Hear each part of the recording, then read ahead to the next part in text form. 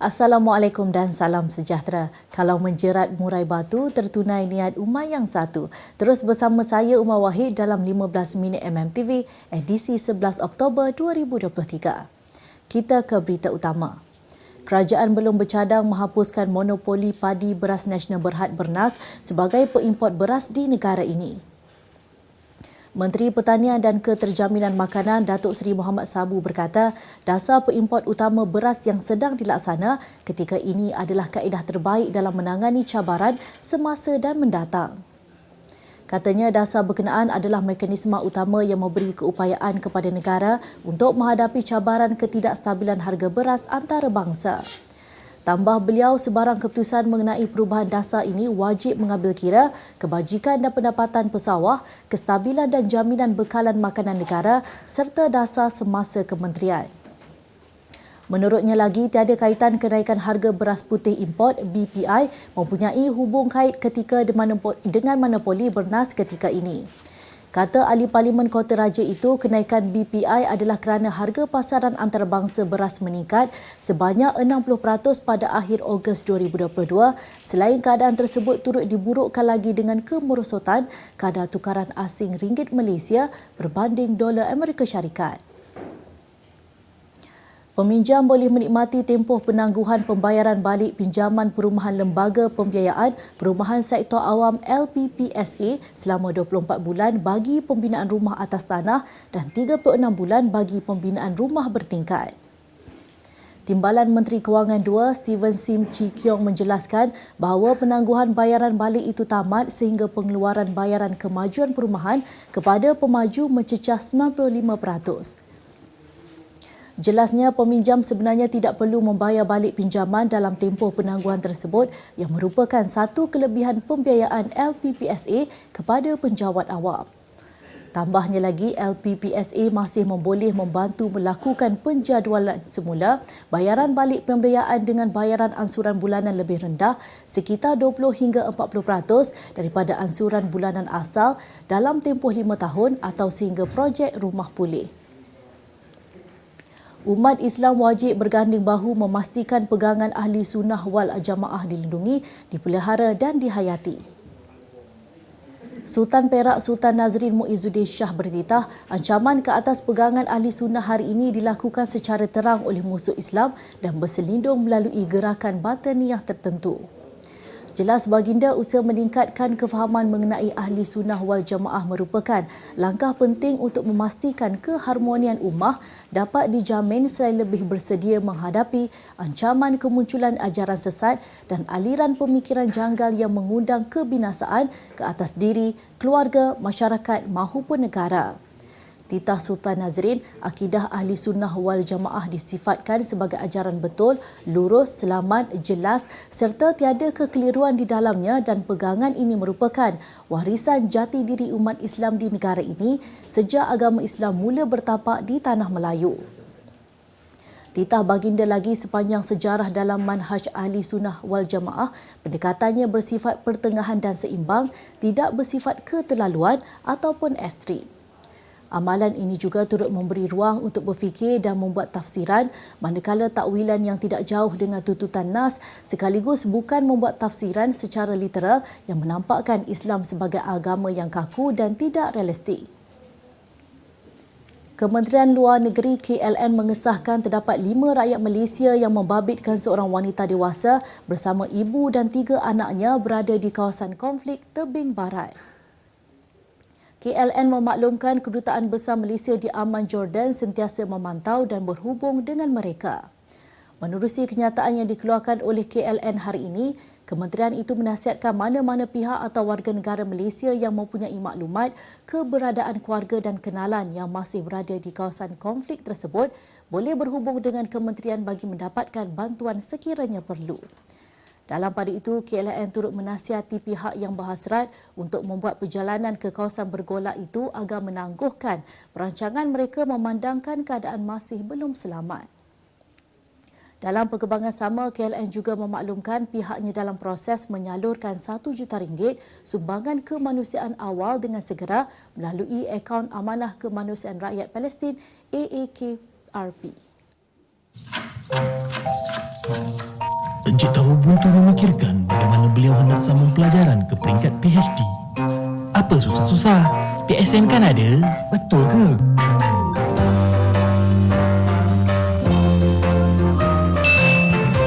Abang, boleh tolong saya masak tak? Boleh saya.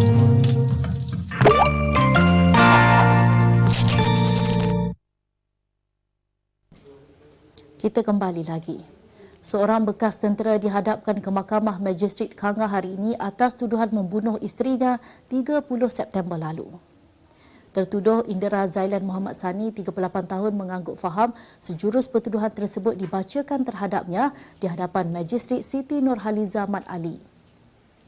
Mengikut pertuduhan, tertuduh didakwa membunuh Munirah Abu Bakar, 31 tahun, di sebuah rumah di Jalan Padang New Arau antara pukul 10 malam hingga 6.45 pagi pada 29 dan 30 September lalu.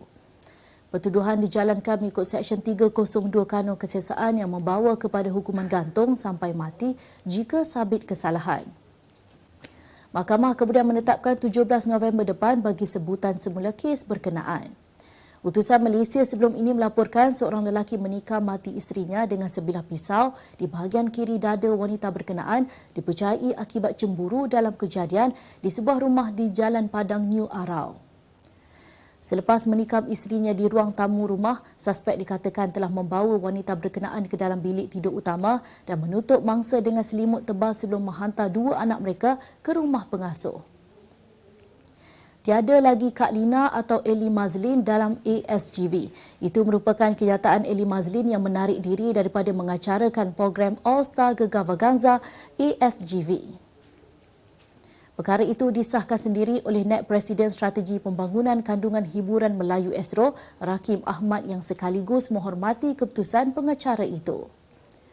Meskipun sedih atas keputusan tersebut, pihaknya turut berterima kasih kepada Eli yang mesra disapa sebagai Kak Lina itu atas segala komitmen yang diberikan sepanjang terlibat dalam program realiti popular terbabit. Dalam pada itu, Eli menerusi satu kenyataan kepada media mengesahkan perkara itu dan memohon maaf kerana tidak dapat mengacarakan program itu seterusnya atas alasan peribadi. Berita luar negara. Gara-gara tidak dapat menerima kekalahan dalam judi laga ayam, seorang lelaki di wilayah Nakhon Pathom, Thailand menembak mati juara pertandingan tersebut. Dalam kejadian semalam, suspek dikenali sebagai Ben Lau Ngam, 29 tahun, menembak mangsa Pirun Yok Kua, 33 tahun, selepas ayam jantannya tewas dan mengalami kerugian RM12,832. Menurut beberapa orang saksi, pada awalnya Ben menyerang Pirun sebelum dia melepaskan tembakan ke udara dan menembak mangsa beberapa kali sebelum melarikan diri. Mangsa dikejarkan ke hospital sebelum disahkan meninggal dunia. Pegawai daerah bertugas menjelaskan gelanggang itu dimiliki oleh seorang lelaki dan mempunyai permit undang-undang untuk menjalankan aktiviti sabung ayam dan perjudian. Bagaimanapun, kejadian tersebut membawa kepada pembatalan semua permit dan penutupan sementara lokasi terbabit. Satu kajian antarabangsa mendedahkan bahawa kira-kira 91% responden bersetuju dengan pandangan tugasan mampu memberikan ketenangan. Kajian tersebut memberitahu 49% berpendapat membancuh teh atau kopi adalah aktiviti paling popular untuk meredakan tekanan. Terdapat pelbagai lagi aktiviti yang mampu dijadikan terapi untuk mengurangkan tekanan, antaranya adalah dengan melakukan kerja-kerja rumah, tugasan harian seperti menyiram pokok dan menyidai pakaian. Dalam pada itu, hampir 1/4 daripada 2,000 orang yang terlibat dalam tinjauan tersebut menyatakan bahawa melakukan kerja memvacuum adalah paling menyenangkan. Kemas kini pengetahuan anda tentang isu ekonomi dan pasaran. Merangkumi sektor hartanah, perniagaan, keuangan, komoditi, IKS, halal niaga dan dunia korporat. Sentiasa ikuti perkembangan ekonomi semasa di dalam dan luar negara. Semua informasi terkini hanya di hujung jari. Dapatkan edisi ringgit setiap Isnin hanya di Akhbar Utusan Malaysia.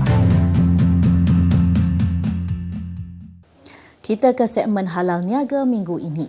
Selesa dan cantik, itu ayat yang sesuai menggambarkan Inap Desa, Mahligai Bonita yang menawarkan pakej perkhidmatan penginapan buat pelanggan. Bertempat di Kepala Batas Pulau Pinang, para pelanggan boleh memilih pelbagai acara kerajaan dan aktiviti pilihan termasuklah majlis perkahwinan, pertunangan, sambutan hari jadi dan percutian. Mahligai Bonita yang berkonsepkan banglo mewah ini mampu menampung sehingga 500 tetamu dalam satu masa. Jadi kita rasa Mahligai Bonita ni menepati cita rasa dan permintaan daripada masyarakat kerana kita menyediakan peralatan yang lengkap seperti BBQ, kolam renang, dapur, TV, Wi-Fi dan sebagainya.